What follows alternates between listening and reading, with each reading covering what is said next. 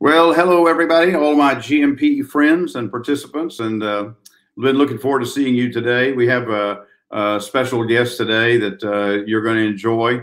Our original plan was to have both Doug and Dee Valenzuela, who are our mission partners in Naples, Italy. However, Dee has come down with a little bit of a bug, and so I want to ask you right now if you would put Dee Valenzuela on your prayer list to pray for her. That she'll have a quick recovery and everything. So Doug is going to be with us today, and we've only done one project in Italy, but we cannot wait to get back and do another one. So I'm going to bring Doug on right now, and we'll begin to chat with him a little bit about what's going on over there. Hi, Doug. Hey, buongiorno, Camp. Well, actually, we're already in Monday. Friday. So you're Thursday. So we're good.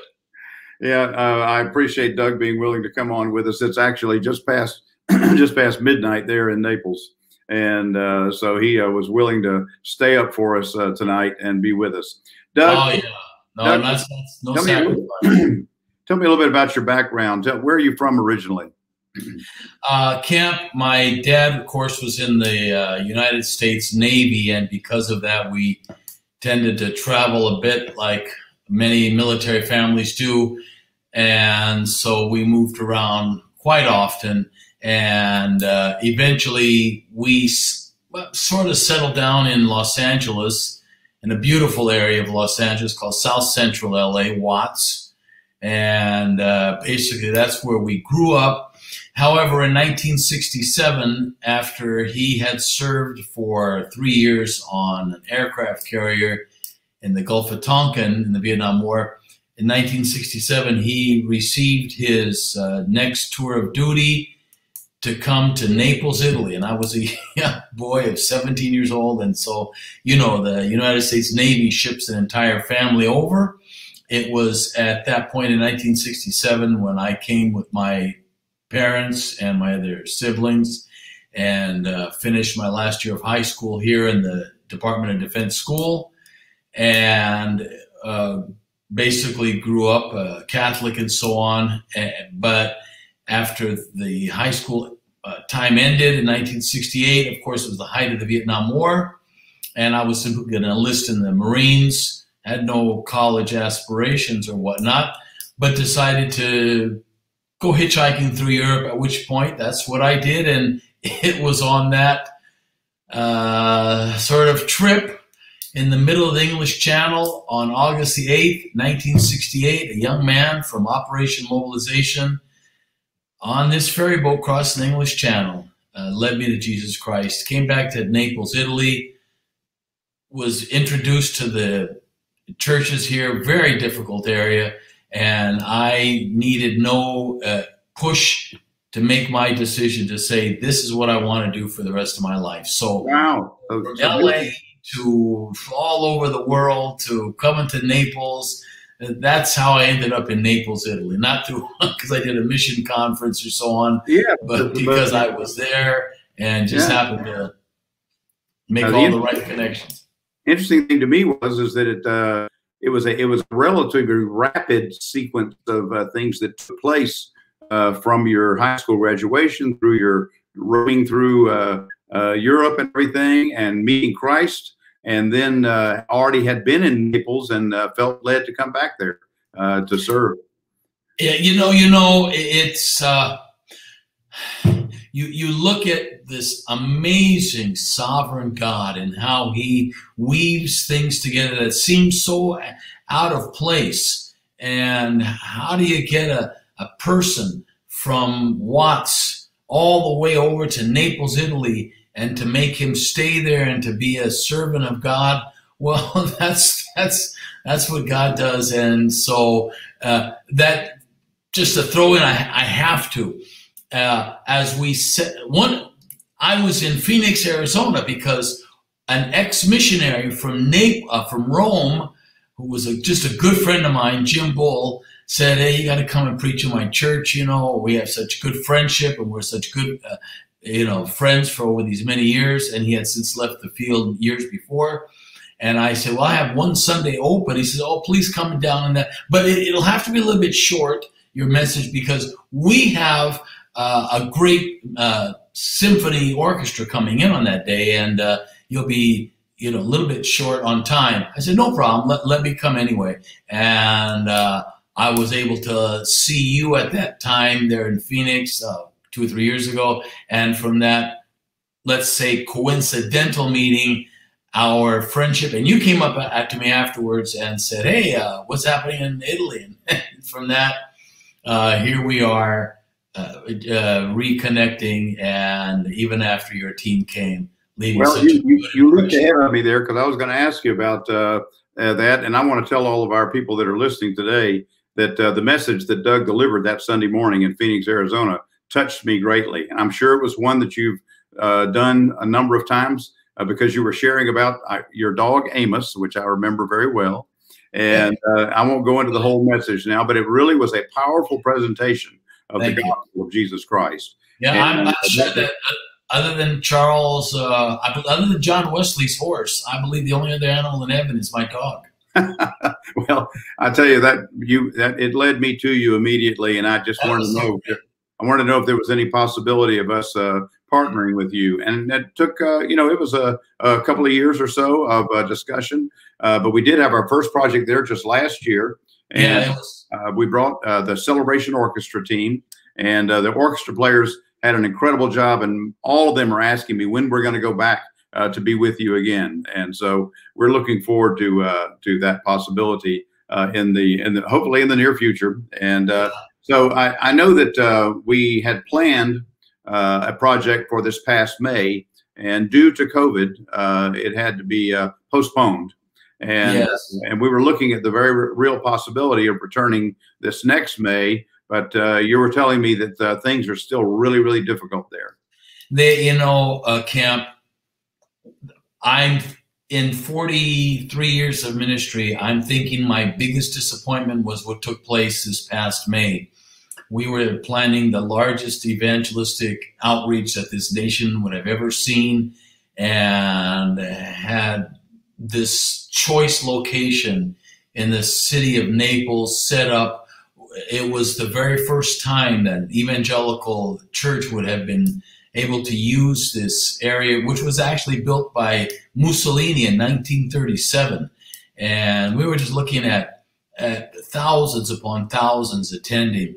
And to have the orchestra there in a choice location, and already knowing the amazing impact they had, whether it was in the prison, whether it was in churches or in other settings, we already knew we had a golden opportunity to use this musical talent to share the gospel. And of course, everything came to a complete halt, as it has all over the world. And we were thinking, well, back then, well, of course, this is a bump in the road. And we had no idea that this so-called bump in the road, this COVID, that when we had to postpone things back in February and March, we had no idea that would be going on to almost 1 year now with this thing. And I hate to say it, but as you are having spikes in America, it's come back with a vengeance here in Italy. And we have, even at this present moment, our city is in a curfew from 11 p.m. till 6 a.m. And it will be that way for a while. We have in one of our church areas, the city of Arzano. It is in complete lockdown, which means you cannot go in and you cannot come out. And that will continue on for another week or so.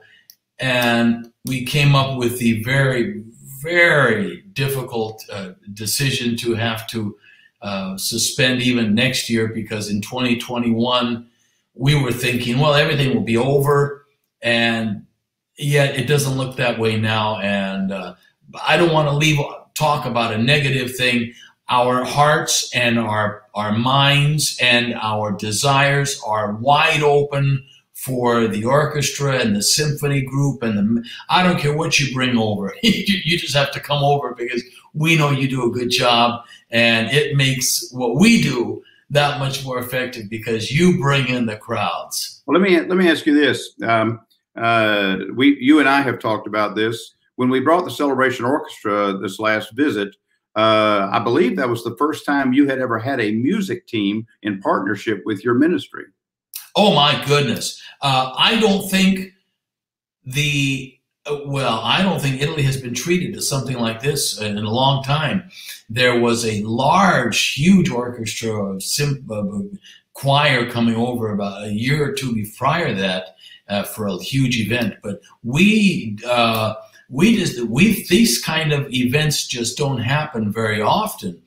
It could be because people think that Italy is close to the gospel. It's very difficult, yes, but there are not many mission organizations like yours, and it's an amazing thing to bring the pieces together. That is, you have to have the mission field ready. You also have to have quality musicians like you have, and you have to have a time to do it. And those three things worked out just perfectly. And our people were impressed not only with the professionalism, but able to have the people in their homes and for dinners, and just to have this wonderful contact, to see such great talent, but also humble people. They touched our hearts. And when you leave like that, of course, there's nothing but when can you come back on our minds? Well, and believe me, GMP is saying the same thing. When can we go back to Naples, Italy with Doug and Dee? We're looking forward to that. Yeah. Doug, I was amazed also. You actually mentioned it. You mentioned 43 years. You've actually been in Naples, Italy as a missionary for 43 years. Is that correct? 1977. Yeah. Man, that's the true test of a missionary. Or it could be the true test of a lot of people in America who want their money back, and we're over here, we're not going to give it back. So you never know.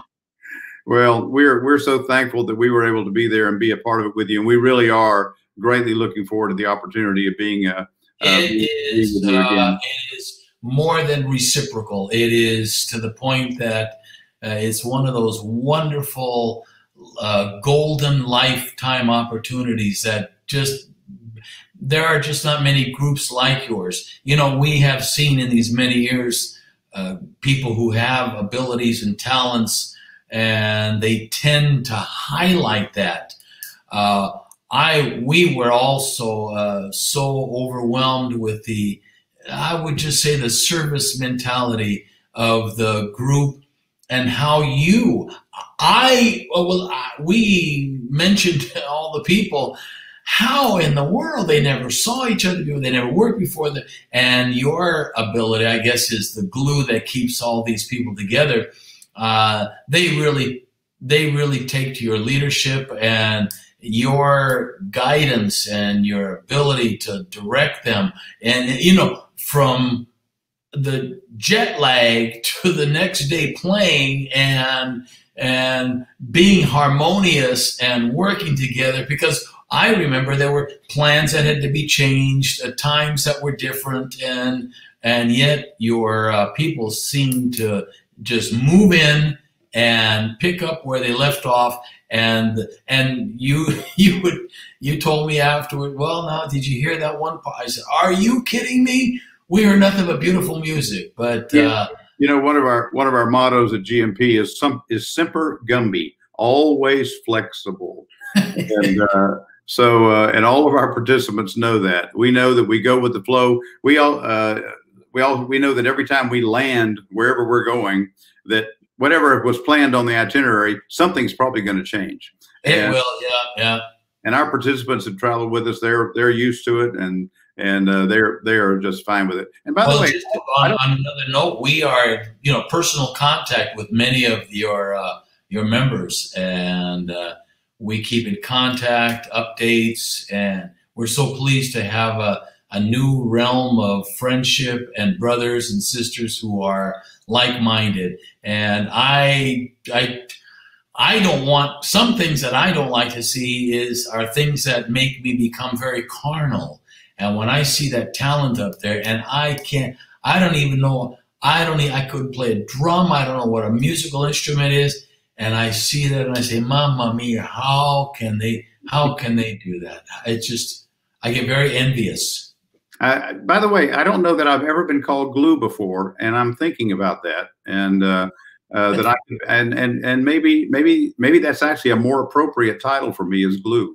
Yeah, well, I think you're like a dad, a grandpa, but yeah. you're more a drill sergeant who has a tender heart. I've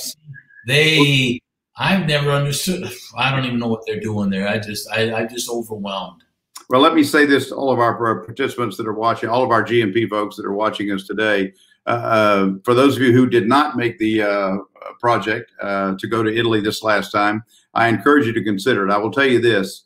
Doug Valenzuela and his wife Dee are wonderful people, and Doug is a great communicator of the gospel. I am so thankful that he is in an area of Western Europe where he has been serving for these 43 years and seeing church planting going on and seeing new believers. And it was really exciting for us to be there. Doug, yes. It's awesome to have you here with us today. Any final words? No, listen, you could have made this 3 in the morning and I'd have still been here. Any final words for our GMP folks? Yes, Camp. Let me just say, while there might have been people with a flute or in the back row or whatever, and maybe hidden, let me just share with them your bringing together. And you mentioned it, Camp, in your various messages, how it comes together as a harmonious unit. We were treated, the people here in Italy, to something that rarely they see, this great deal of professionalism and this wonderful spirit of unity and just an ability to communicate that allowed us to do what we do in sharing the gospel that much better, because Italy it's a hard country. It is a really, really hard country. And yet we are honored to have people with such great ability and, in this case, musical professionalism that allows us to simply open a space and then the people fill it in. And your ministry was touched, not just in our churches, from other churches, not even from our own denomination, outside. And in fact, because of the group coming over, I was able to preach in a denominational setting that no, let's put it this way, independent Baptist like myself ever has been invited. And that was really quite something, knocking down these denominational barriers through music. Can't beat it.